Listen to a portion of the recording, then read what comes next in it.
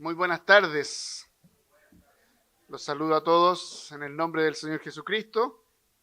Tengo la hermosa bendición y oportunidad de poder compartir este texto el día de hoy, que desde ya les digo que es un texto hermoso, pero también es un texto complejo. Así que les pido ahí que estén orando para que lo que se pueda compartir sea la palabra fiel del Señor y no solamente pensamientos humanos. Así que mantenga su Biblia abierta, su dispositivo abierto ahí en Filipenses capítulo 2, del versículo 5 al 11. Hoy vamos a hablar sobre una mentalidad cristocéntrica.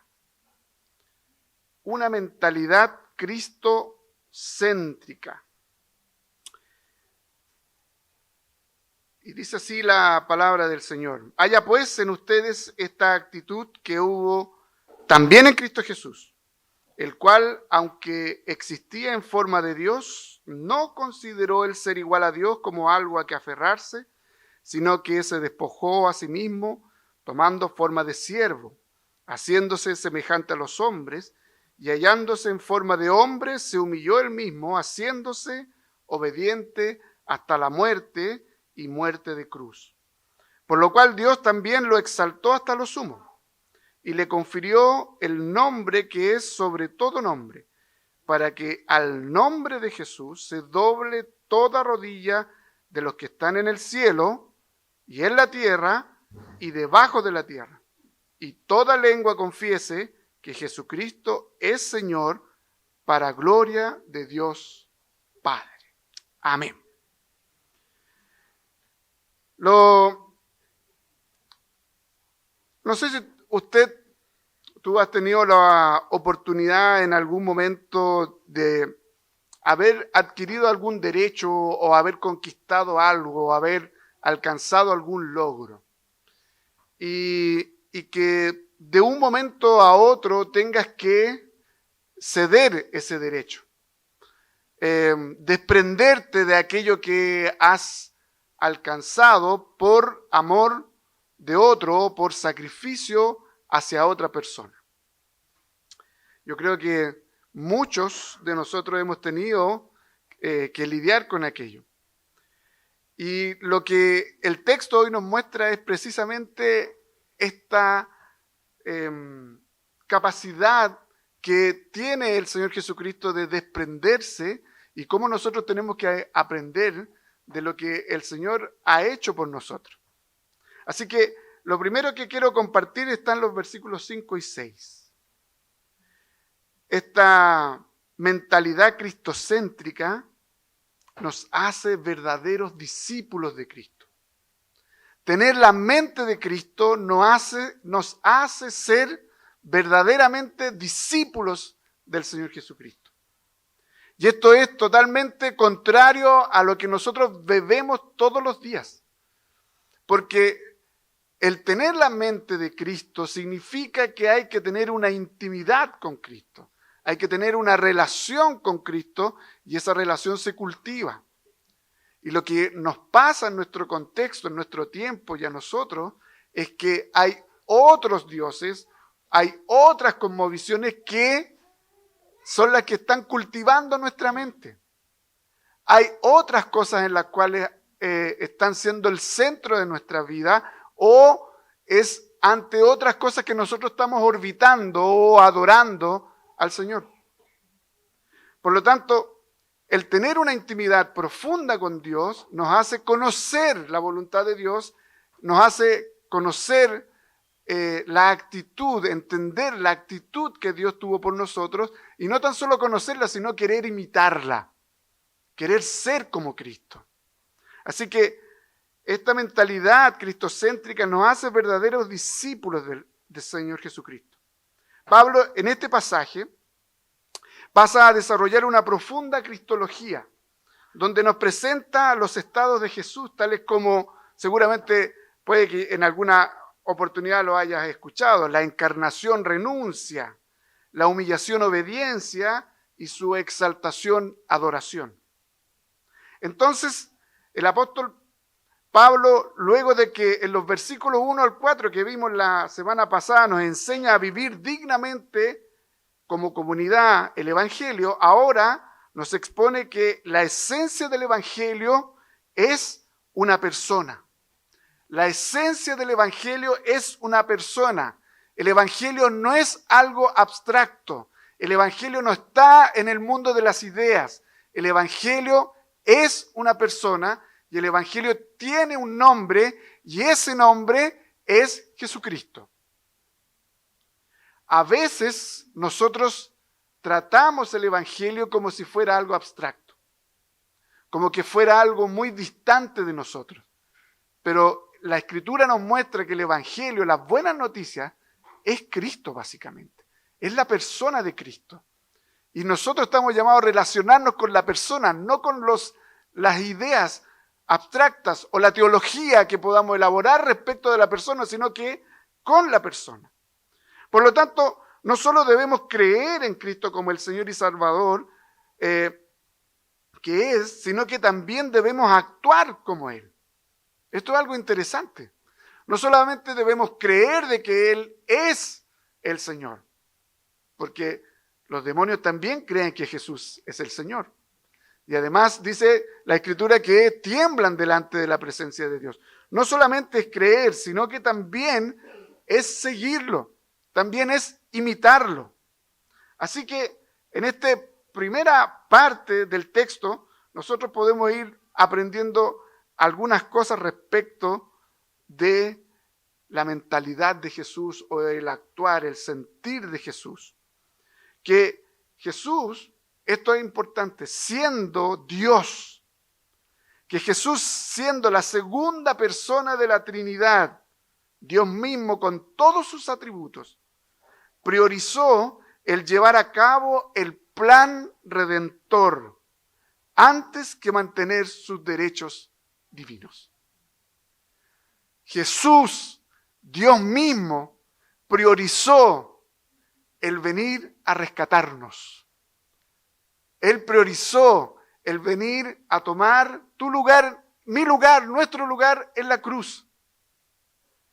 Y eso es lo que está diciendo, que Él no tuvo que aferrarse a su divinidad, a esta gloria, porque de tal manera nos ha amado, de tal manera te amó Dios, de tal manera me amó Dios, que dio a su único Hijo para que nosotros pudiésemos tener vida y vida en abundancia. Dios te priorizó. Toma en cuenta eso. Dios nos priorizó por puro amor y por pura gracia. Y por otro lado podemos aprender que nosotros como sus discípulos, como discípulos de Cristo, tenemos que aprender a desarrollar en nuestro corazón tanto la forma de pensar como de actuar que tuvo Cristo por nosotros. No podemos separar, que es nuestra tendencia, a solo conocer a Dios en el pensamiento. ¿Cierto? Nosotros conocemos muchas cosas del Señor Jesucristo. Y a lo mejor disfrutamos muchas de ellas, pero a ratos disociamos la doctrina, el pensar de Dios del actuar del Señor Jesucristo. Nosotros tenemos que ser imitadores de Él. Todo creyente, todo cristiano que dice ser un discípulo de Cristo, no solamente debe creer que Él es Dios, sino que debe confesar que Él es Dios a través de su actuar. Un discípulo de Jesús no se distingue, hermanos y amigos, solo por lo que habla de Jesús, sino que se distingue esencialmente por cómo actúa, por cómo se parece cada vez más a Jesús. Un discípulo de Jesús no solamente habla de Jesús, sino que se parece cada vez más a Jesús. ¿Cómo estamos? ¿Nos parecemos cada vez más a Jesús? ¿O buscamos cada vez más parecernos al artista de moda, al futbolista de moda, o a lo que sea de moda? Incluso nos parecemos más a las ideologías que están de moda. Somos más la ideología de moda que la propia persona del Señor Jesucristo. Si Jesús, hermanos, siendo Dios, para quien y por quien fueron hechas todas las cosas, visibles e invisibles, tomó la decisión de no aferrarse a sus privilegios para llevar a cabo su misión redentora, ¿quiénes somos nosotros para no llevar a cabo la misión que Él mismo nos encomendó de ir y hacer discípulos en todas las naciones? Una característica del discípulo de Cristo es que tiene pasión por las almas y que busca compartir el Evangelio con aquellos que no conocen al Señor Jesucristo. Esa es una característica propia. Y muchas veces nosotros nos restamos a compartir el Evangelio. Por miedo, por vergüenza, por un montón de cosas. Nos restamos a compartir el Evangelio. Si tú eres discípulo de Cristo, no solo digas que eres discípulo de Cristo, sino que actúa como si Cristo actuara directamente a través de ti para alcanzar a otros. En segundo lugar, de los versículos 7 al 8, para poder desarrollar esta mentalidad cristocéntrica,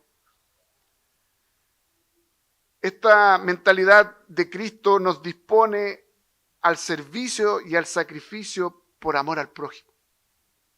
El poder lograr tener esta intimidad y lograr tener la mente de Cristo nos lleva y nos dispone a servir a otros y a sacrificarnos por otros. Esto es totalmente contra cultura, y no solo contra cultura, es totalmente contra ti, es totalmente contra mí.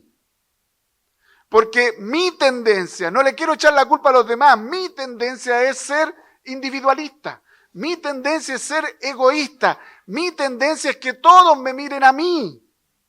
Bueno, todos están mirando a mí. Sorry. Nuestra tendencia es eso, ¿no? Cualquier cosa de nuestra vida, lo que buscamos es que nos miren. Y solo veamos las redes sociales.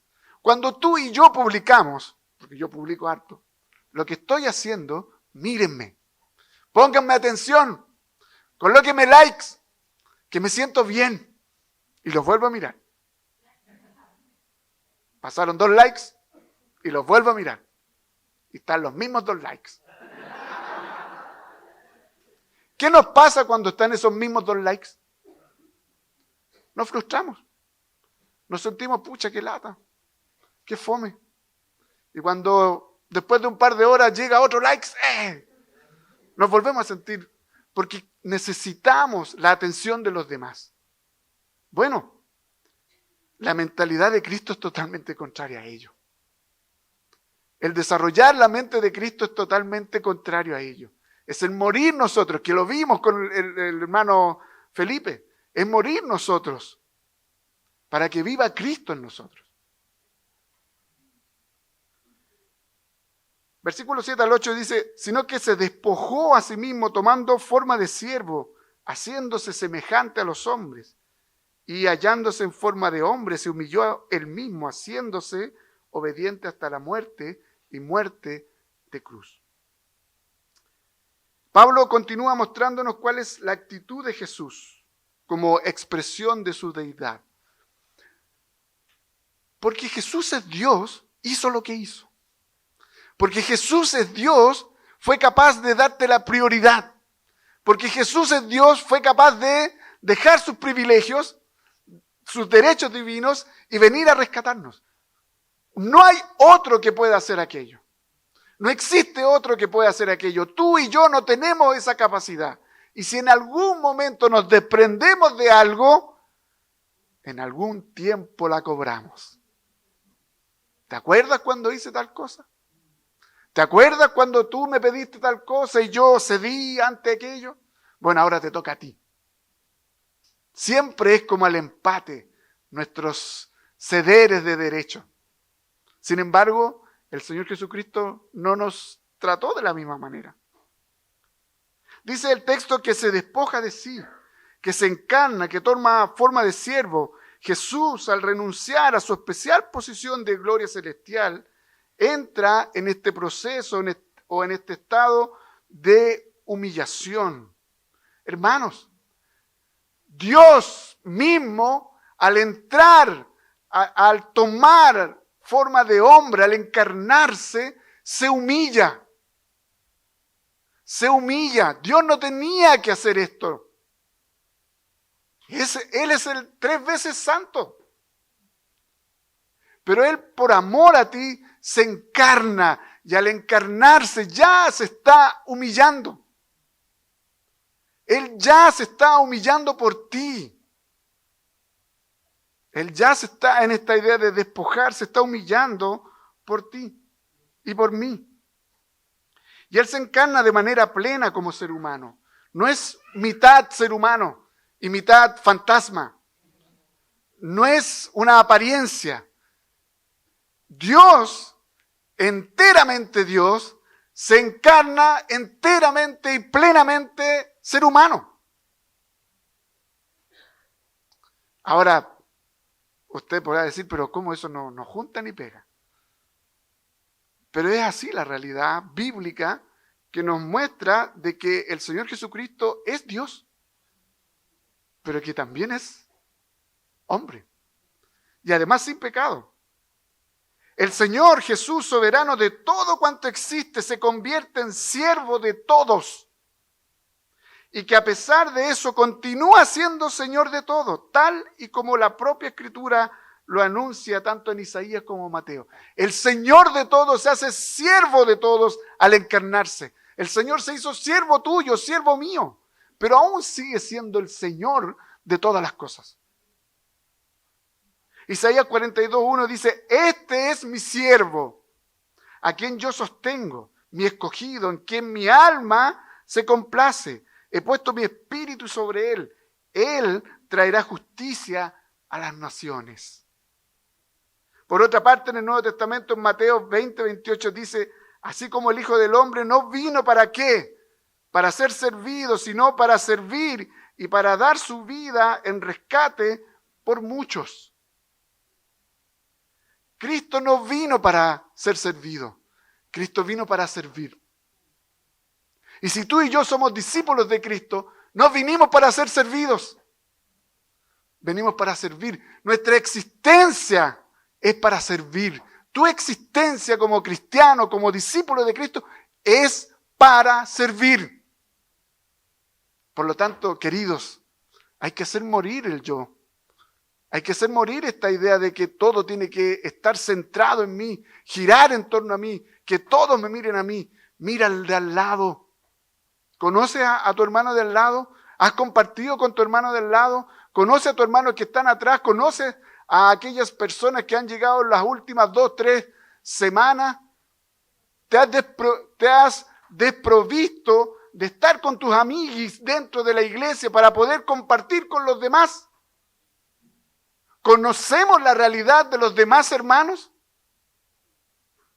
Yo que estoy hace poquito tiempo me he dado cuenta, pregunto por alguien y me dice, no sé quién es. Eso no puede ocurrir en una iglesia. Y cuando uno pregunta, ¿el hermano cuánto tiempo está? No, si está como 3 años. Y no lo cachan. Hermano, eso muestra de que no estamos teniendo interacción entre nosotros. No nos estamos despojando de nosotros mismos, sino que seguimos entre nosotros mismos, adorándonos entre nosotros mismos.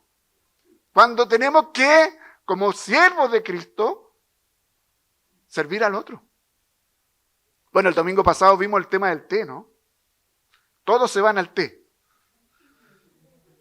Y dijimos que los de casa tenían que llevar el tecito a las visitas. O compartir el tecito a las visitas. una cosa buena hubo, que aparecieron hartos tazones el domingo anterior. Eso fue bueno, ¿no? Eso fue muy bueno. Entonces, hay que desprenderse. El seguidor de Cristo, el que tiene la mentalidad de Cristo, se niega a sí mismo por amor al otro y por buscar servir al otro, por buscar bendecir al otro, por puro placer. Le produce placer en Cristo servir, amar al otro. Ay, no, que tengo tanta pega, qué lata.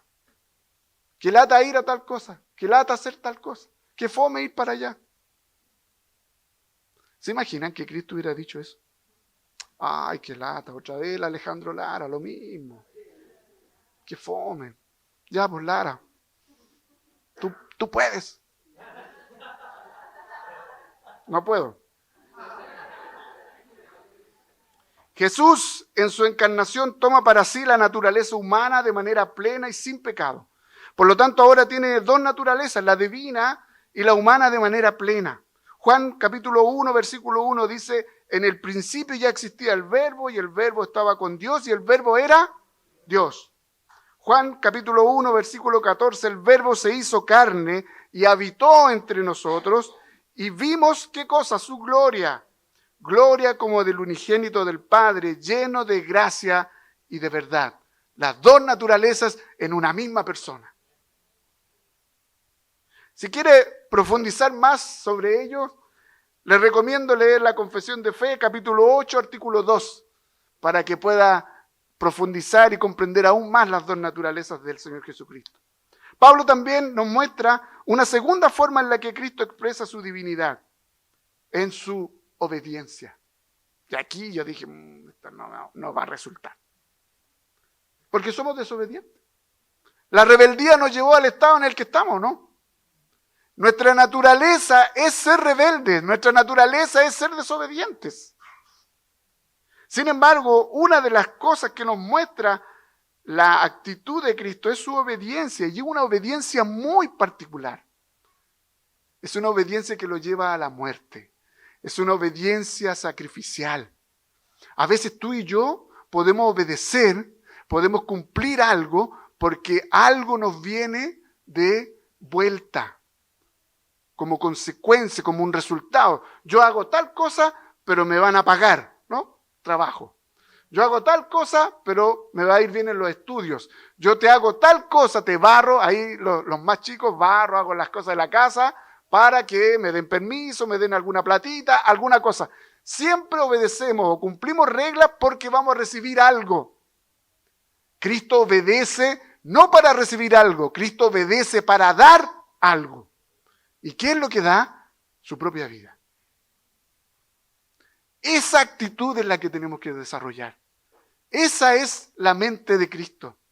Esa es la mente que nosotros debemos desarrollar. Y no la vamos a desarrollar por nuestras propias fuerzas. Tenemos que pedirle al Espíritu Santo que nos ayude cada día a ser más como el Señor Jesucristo. El autor de Hebreos nos enseña que, aunque era hijo, por lo que padeció aprendió la obediencia. El sufrimiento de Cristo es la manifestación plena de la obediencia de Cristo, la obediencia al Padre. ¿Ah?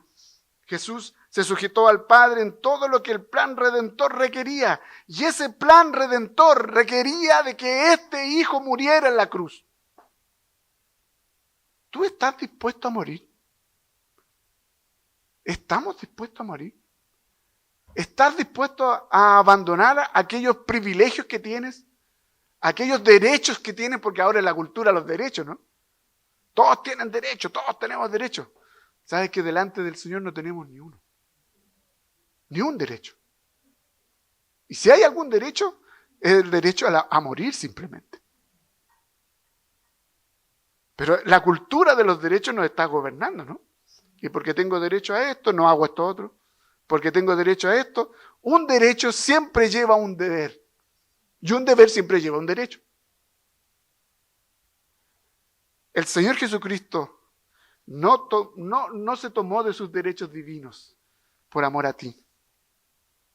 Obedeció hasta la muerte por amor a cada uno de nosotros. ¿Estamos dispuestos a morir a nuestros propios deseos, gustos, privilegios y derechos por amor a Cristo y por amor a aquel que necesita a Cristo. Hermanos, el texto nos habla de que no solamente el Señor Jesús murió, sino que murió de una forma que es la muerte de cruz. Y esta muerte de cruz era terrible, era una maldición finalmente. Era algo vergonzoso y era aplicada a alguien que era considerado un traidor del imperio. Jesucristo era considerado un traidor al imperio romano. Pero mira, Jesús se la jugó completa por ti. No le importaba morir ni ser considerado un traidor, ni ser escarnecido, ni que se burlen de él. En la cruz, en la propia cruz. A ti, por ejemplo, ¿a ti te gusta que cuando estás enfermo alguien venga y te moleste y te diga alguna tontera, alguna talla, alguna cuestión como que, oye, ya, pues, ¿hasta cuándo vas a estar con...? Siempre estáis enfermo, siempre estáis con alguna cuestión. No nos gustaría, ¿no? El Señor Jesucristo ahí en la cruz recibió todas las humillaciones, todos los insultos, todas aquellas cosas que tú y yo merecíamos, las recibió Él. Por puro amor, por pura misericordia. La cruz, hermano, fue el último peldaño de esta escalera de sufrimiento de nuestro Señor y Salvador. Muestra la cruz que no hay límite a lo que Dios puede hacer para demostrar su amor y su poder salvador hacia nosotros. El amor de Dios no tiene límite. Y es tan profundo que es capaz de llegar a la muerte. Es tan profundo que es capaz de llegar a la cruz. ¿Estás dispuesto a tomar tu cruz y seguir a Cristo? Porque toma tu cruz y sígueme significa muere a ti mismo. ¿Estamos dispuestos, no? Si no estamos dispuestos, es mejor que tomemos nuestras cositas y nos vayamos a cualquier otra parte. Y nos vayamos a cualquier otro club, a cualquier otra organización donde nos digan que somos lo mejor de lo mejor.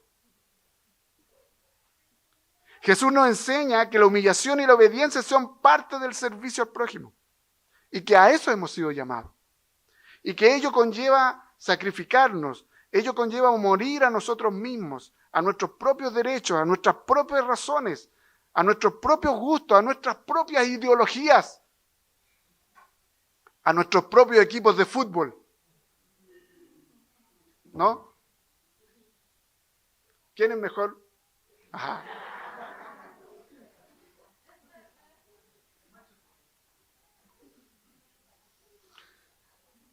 Es increíble, hermanos, como incluso un tema que usted puede decir de un equipo de fútbol se puede transformar en una pasión tan poderosa que puede llegar a matar por un equipo de fútbol. Yo creo que ustedes se recuerdan de más de alguno de aquellos casos en que se mata por un equipo de fútbol. Eso es idolatría. Eso es lo que te gobierna. Y muchas veces nosotros, ni Dios lo quiera, que lleguemos a eso, pero matamos no con un cuchillo, con una pistola, ¿no? Matamos con nuestros pensamientos. Matamos con nuestros sentimientos. Y en tercer y último lugar, la mentalidad de Cristo, o desarrollando esta mentalidad de Cristo, siempre va a buscar darle la gloria a Dios. Esta mentalidad cristocéntrica siempre busca darle la gloria a Dios. Por lo cual dice, Dios también lo exaltó hasta lo sumo y le confirió el nombre que es sobre todo nombre, para que ante el nombre de Jesús se doble toda rodilla de los que están en el cielo y en la tierra y debajo de la tierra, y toda lengua confiese que Jesús es Señor, para gloria de Dios Padre. Este poema, o himno, porque para algunos es considerado un poema, un himno, termina precisamente exaltando a Cristo Jesús, no solo por su obra salvífica, sino también por su forma de actuar sacrificialmente por amor a nosotros. Esto para contrarrestar, recuérdense, los problemas de comunión que habían dentro de la iglesia de Filipos. Pablo no pretende dar una cátedra doctrinal, aunque sí lo hace respecto de la obra de Cristo. Lo que pretende es mostrarnos cómo debemos actuar como cuerpo siguiendo al Maestro, siguiendo al Señor Jesucristo. Y que no debiesen haber divisiones dentro de la iglesia.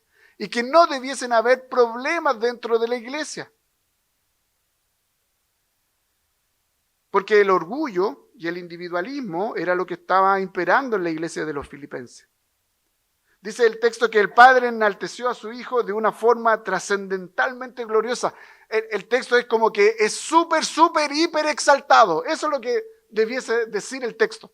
Súper, hiper exaltado. Nosotros ni siquiera llegamos a dimensionar aquello. Como Dios, el Padre, exaltó al Hijo. Y en Marcos 16, 19, algo podemos discernir. Dice que recibió el lugar de honor y majestad y que está sentado en el trono de Dios. Ahí está exaltado el Señor Jesucristo. Nótese, el Señor se despojó de toda su gloria. Ahí, a la diestra de Dios, se despoja por ti, se encarna, se humilla, sufre por ti, muere por ti, resucita de entre los muertos, asciende y es coronado, es entronizado, es exaltado para que nosotros podamos adorarle. Que el Padre haya exaltado a Jesús implica en sí mismo todo para los que les gusta la sistemática, ¿no?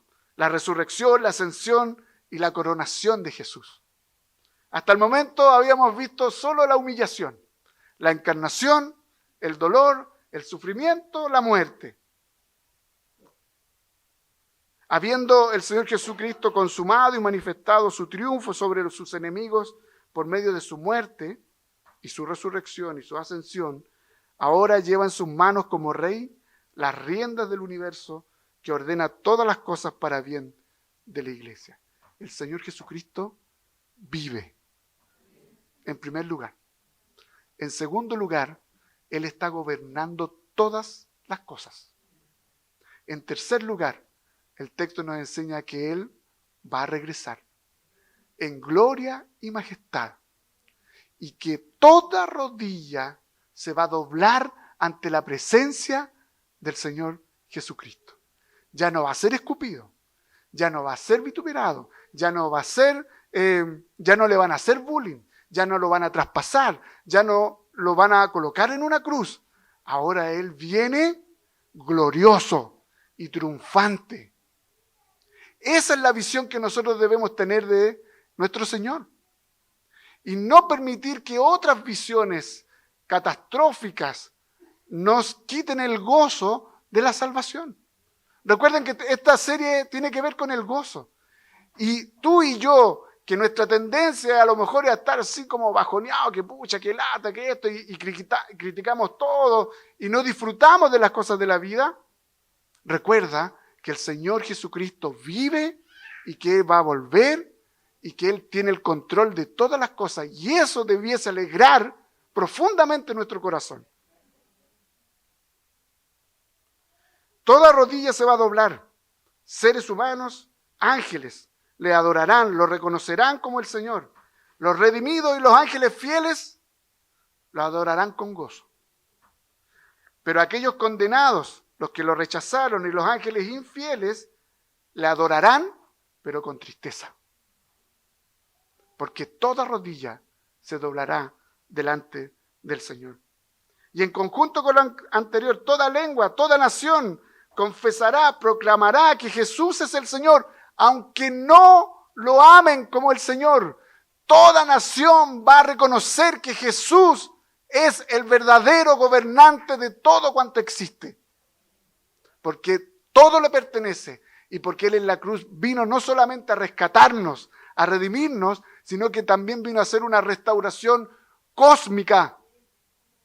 Por lo tanto, todo le vuelve a pertenecer, todo vuelve a ser parte de Él. Y todo esto, dice, terminando el texto, ¿para qué? para la gloria de Dios. Porque Dios creó todas las cosas para su propia gloria, para su propia satisfacción. Dios te creó a ti para su propia gloria. Tus sufrimientos para su propia gloria. Tus conquistas, mis conquistas son para su propia gloria. Tus alcances son para su propia gloria. El que puedas haber cumplido un año más es para su propia gloria. ¿Se dan cuenta? La muerte de Cristo fue para la gloria de Dios. La resurrección fue para la gloria de Dios. Su segunda venida es para la gloria de Dios. Porque siempre se trata de la gloria de Dios. Nunca se trata de ti. Nunca se trata de nosotros. Hermanos, para terminar, un discípulo de Jesús siempre procura identificarse cada día más con su Señor. Y para ello se tiene que negar a sí mismo. Tiene que servir sacrificialmente a su comunidad y a su sociedad. Y todo esto con el fin principal de darle siempre la gloria a nuestro Dios. No para nosotros, no a nosotros, oh Dios, sino que a tu nombre sea dada la gloria. Este tiene que ser nuestra mentalidad. La mentalidad de Cristo es glorificar al Padre. Amén. Le invito a orar. Querido Dios, te alabamos, te bendecimos y te glorificamos, Señor, porque en primer lugar eres digno de recibir toda nuestra alabanza. Te alabamos, Señor, y te glorificamos porque no estimaste el ser igual a Dios, el ser Dios, el aferrarte a ello, sino que nos priorizaste. Te damos gracias porque tu amor te movió a venir por nosotros.